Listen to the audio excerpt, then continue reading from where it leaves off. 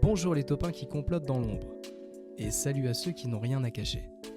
Aujourd'hui, la souris s'est infiltrée dans les loges du Grand Orient, et vous raconte un peu l'histoire de la franc-maçonnerie. On est prêt ? Top.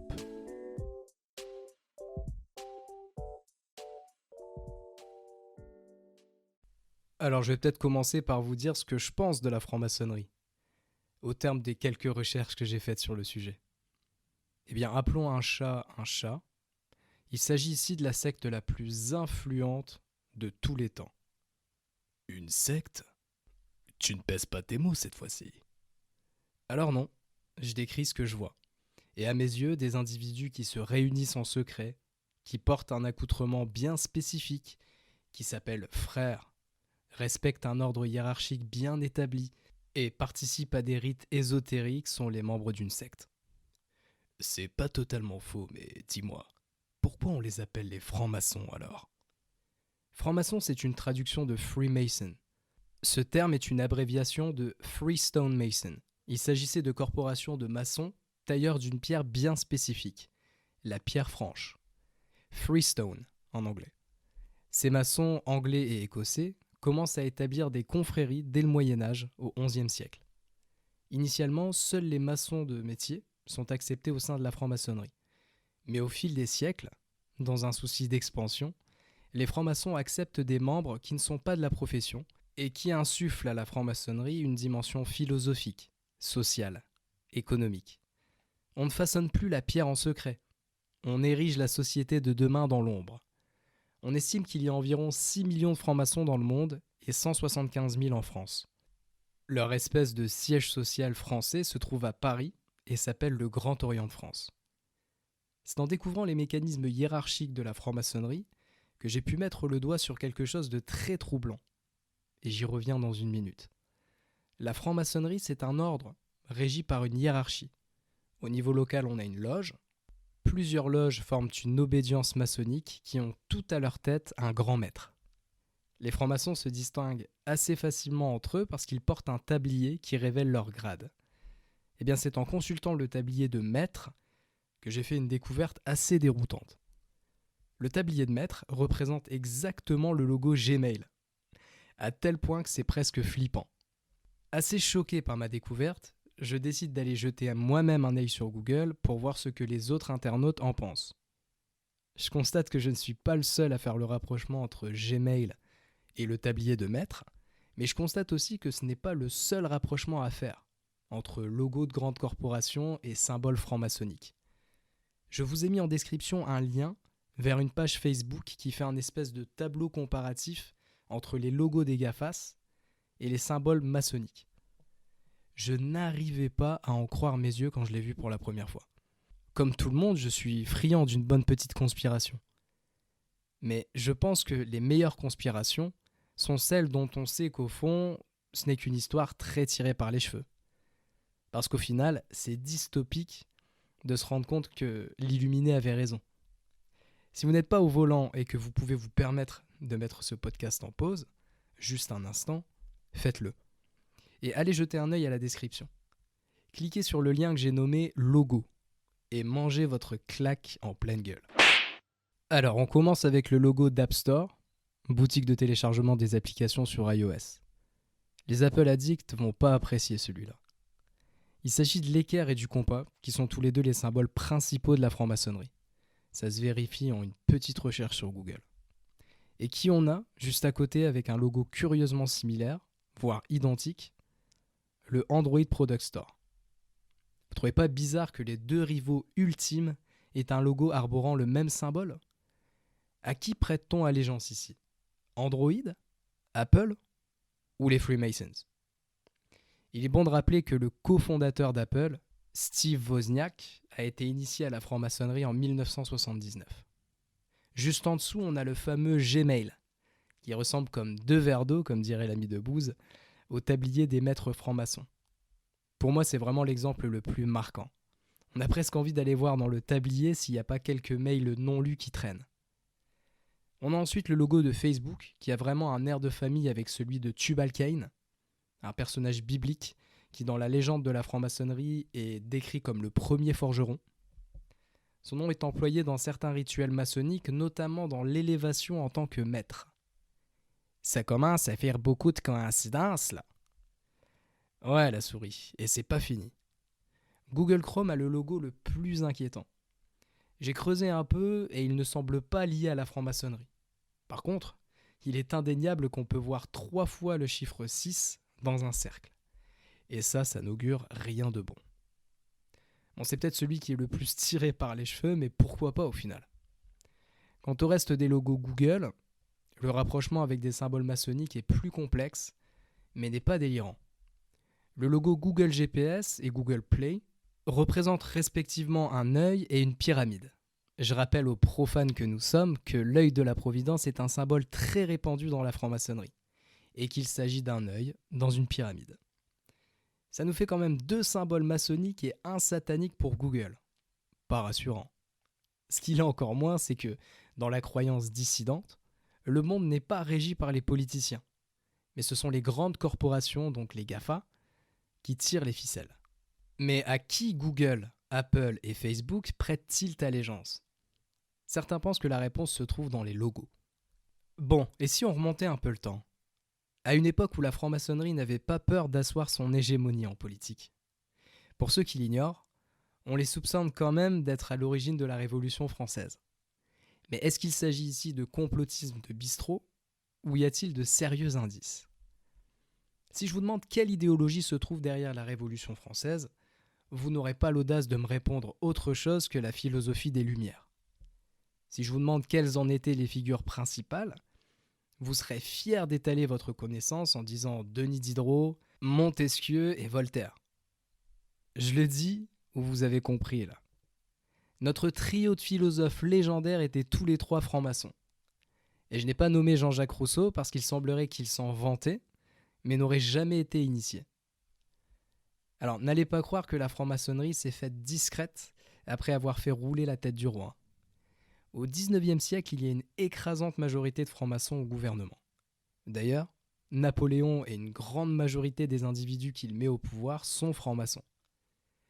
L'Empire napoléonien va semer les graines de la franc-maçonnerie un peu partout en France et en Europe, et la récolte sera abondante pour la Troisième République. En France, de 1870 à 1940, il y a une étouffante majorité de francs-maçons au pouvoir. Près de la moitié des députés ont un joli tablier, pourtant ce ne sont pas des cordons bleus. Pendant cette période, 2/3 des ministres fréquentent des loges maçonniques. Mais tout ça ne durera qu'un temps. Le Troisième Reich est en marche et va bientôt annihiler la franc-maçonnerie. Les francs-maçons veulent se faire plus discrets après la Seconde Guerre mondiale, du moins en Europe, car il ne faut pas oublier que la franc-maçonnerie s'est exportée depuis longtemps aux États-Unis. Benjamin Franklin et George Washington, respectivement père fondateur et premier président de la République des États-Unis, sont tous les 2 des francs-maçons. Mais on va arrêter un peu de ressasser et revenir sur l'instant présent. Une des valeurs les plus importantes de la franc-maçonnerie aujourd'hui est l'antiracisme. Mais pourquoi ? Moi, je pense que c'est lié à la présence de beaucoup de frères de confession juive dans les différentes obédiences. La franc-maçonnerie a été fondée à une époque où on faisait peu de cas de l'antiracisme, et elle est directement liée au judaïsme. Chaque temple maçonnique est une référence au temple de Salomon. Dans l'Ancien Testament, c'est à cet endroit que se trouve le coffre qui contient les tables de la loi. Les tables de la loi, c'est les 10 commandements, ça ? Tout à fait, petit chat. Je les rappelle à nos top 1 en vitesse ? Oui, vas-y. Un seul Dieu tu adoreras et aimeras parfaitement. Son saint nom tu respecteras, fuyant blasphème et faux serments. Le jour du Seigneur gardera, en servant Dieu dévotement. Tes pères et mères honoreras, tes supérieurs pareillement. Tu ne tueras pas.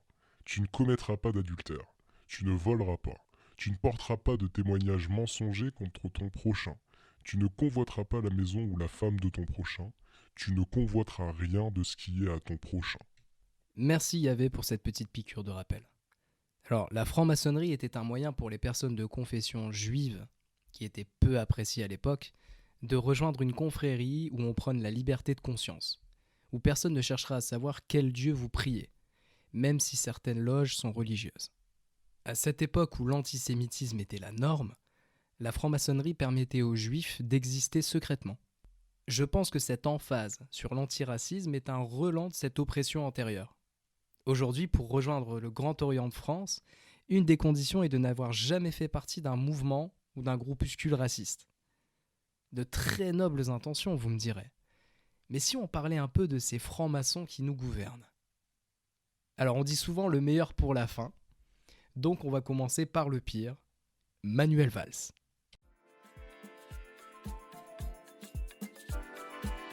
Mais pourquoi t'aimes pas la franc-maçonnerie? Écoute le show, moi j'ai rien contre eux. Il y a pas aussi longtemps que ça, je croyais que les francs-maçons, c'était des Portugais avec une grande gueule. Moi, dans la vie, il y a que pour deux choses que je me cache. Me branler et faire caca. Alors pourquoi tu penses qu'ils se réunissent en secret? Pour faire des séances de masturbation scacophile? Mon Dieu, on a découvert le secret des francs-maçons. Ou alors ils se cachent juste parce qu'ils ont honte de Manuel Valls. Aïe, c'est méchant ça.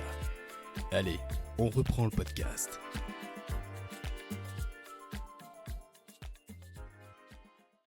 Au cours de sa carrière de politicien, Manuel Valls a pris la parole pour dénoncer Israël. Il nous a même gratifié d'un joli discours pro-palestinien à Évry.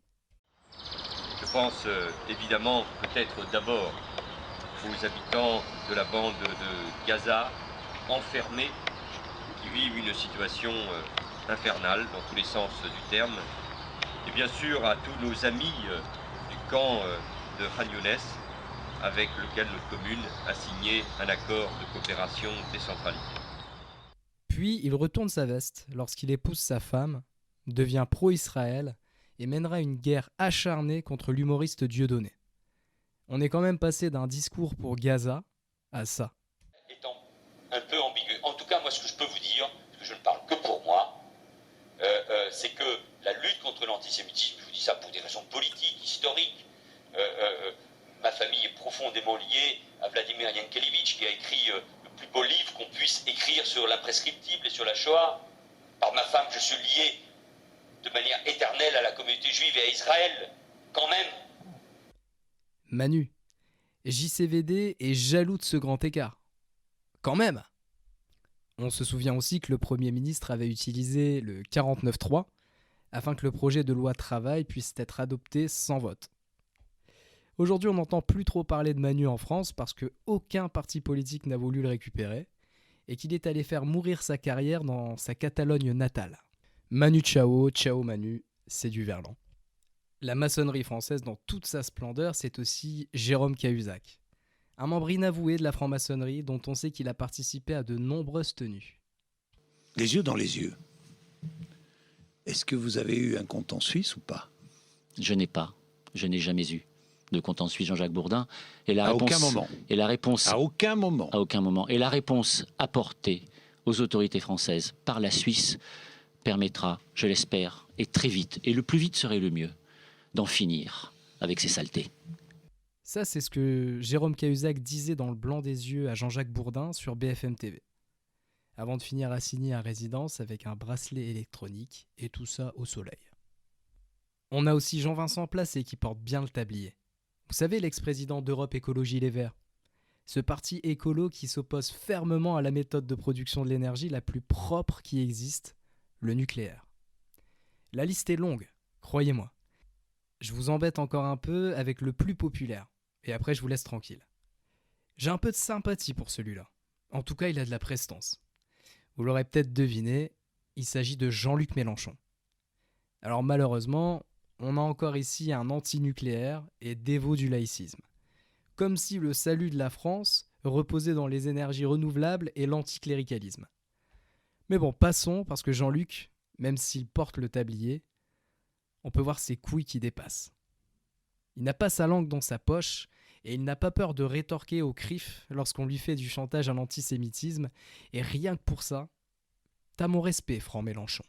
Que ce soit pour le CRIF ou n'importe quelle autre communauté. Alors, je précise, c'est le Conseil représentatif des institutions juives de France. Tu parles Conseil Non, mais représentatif de quoi? De rien du tout, et des Allez-y. institutions qui n'existent pas. Sur la Bon, position, c'est une association communautaire qui en plus manie un rayon paralysant. Dès que quelqu'un ose dire quelque chose qui lui plaît pas, pouf, vous voilà repeint en antisémite, et on dit, vous n'êtes pas invité au dîner. Mais je m'en fous, moi j'ai pas envie d'y aller. Donc... Ah voilà, tu commences à dire des trucs gentils sur les francs-maçons. Ah, mais je ne nie pas les choses positives qui découlent de la franc-maçonnerie. D'ailleurs, je tiens à souligner que ce sont des politiciens issus des loges maçonniques qui ont élaboré des lois comme le Code du travail, l'école gratuite et la liberté de la presse. Il faudrait être d'une mauvaise foi infinie pour nier l'importance de tels acquis sociaux. Mais à mes yeux, il faudrait être tout aussi espiègle pour ne pas dire que les francs-maçons ont dirigé et dirigent encore un monde qui va mal et qui fait n'importe quoi. La part de responsabilité de cette société occulte est discutable, et vous pouvez vous ranger du côté de l'équerre et du compas, ou alors décider de vous-même ce qui est bien et ce qui est mal. Dans tous les cas, maintenant, vous savez. Oui, je sais, ça fait un moment que j'avais rien publié. Ça fait que quelques heures que j'ai récupéré ma voix après une drôle d'angine ou de bronchite. Je sais pas ce que c'est parce que je suis pas allé chez le médecin. Alors mea culpa et à bientôt les topins.